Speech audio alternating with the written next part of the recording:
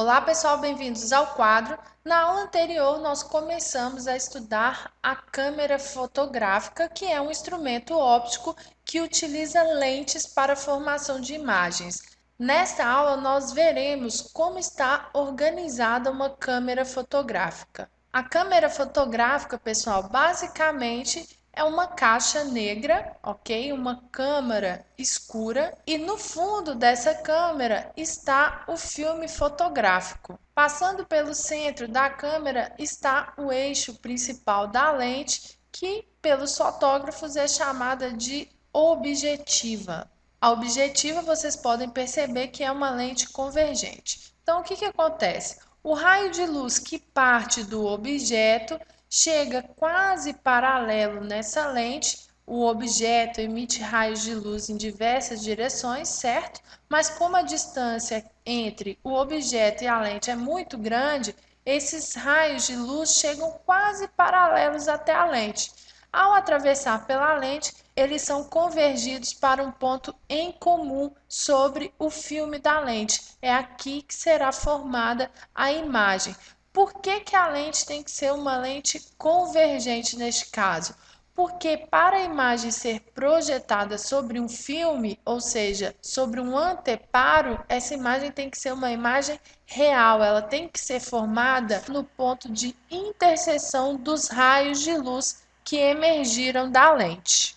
Este segmento que vai do objeto até a lente da câmera é o segmento P, e o segmento que vai da imagem até a câmera é o segmento P'. Segundo a equação de Gauss, existe uma relação entre P e P', e vocês podem observar que P e P' são inversamente proporcionais. Então, o que acontece neste caso se eu aproximar o objeto da câmera? Se eu aproximo o objeto da câmera, ou seja, aproximo o objeto da lente, isso significa que a distância P irá diminuir. Como o foco da lente não muda, já que a lente é a mesma, essa razão da equação de Gauss será constante. Para que essa razão permaneça constante, se eu diminuir a distância do objeto até a lente, a distância da imagem até a lente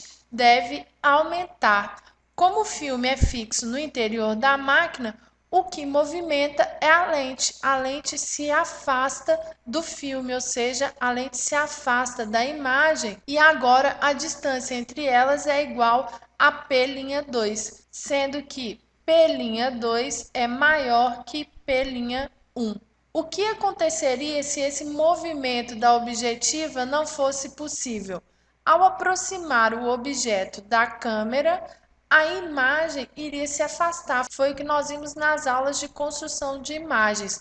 Quanto mais próximo da câmera está o objeto, mais distante está a imagem. Então, ao aproximar o objeto da câmera, se a lente não se movesse, a imagem seria formada aqui, ó, fora do filme, e isso provocaria a formação de uma imagem menos nítida. Então, para focalizar a imagem, essa relação da equação de Gauss deve ser obedecida. Bom, para terminar nossa aula, só quero dizer para vocês que as câmeras atuais funcionam com mais lentes, porque as lentes associadas corrigem vários tipos diferentes de problemas que podem prejudicar a formação de uma imagem nítida.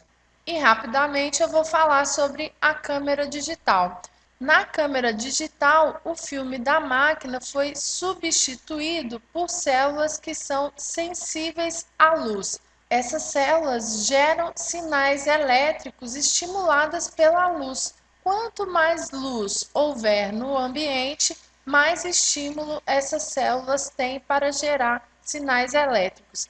Esses sinais elétricos serão então transformados em sinais digitais no interior da máquina, e são esses sinais digitais que ficam armazenados no cartão de memória. Aqui não é cartão de armazenados, né, gente? É cartão de memória, ok? Como é formada a imagem no interior da máquina? A imagem é formada pela composição de vários pedacinhos de imagens. Esses pedacinhos recebem o nome de pixel. O pixel é a menor região onde se forma uma imagem digital e a soma de vários pixels gera uma imagem completa. Geralmente, a qualidade de uma imagem, ou seja, a nitidez de uma imagem, é maior quanto maior for o número de pixels da máquina. Então, na hora de comprar sua câmera digital, se você quiser ter imagens com maior nitidez, você deve comprar uma máquina com maior quantidade de pixels, ok? Espero que vocês tenham gostado dessa aula. Vamos continuar estudando outros instrumentos ópticos. Bons estudos!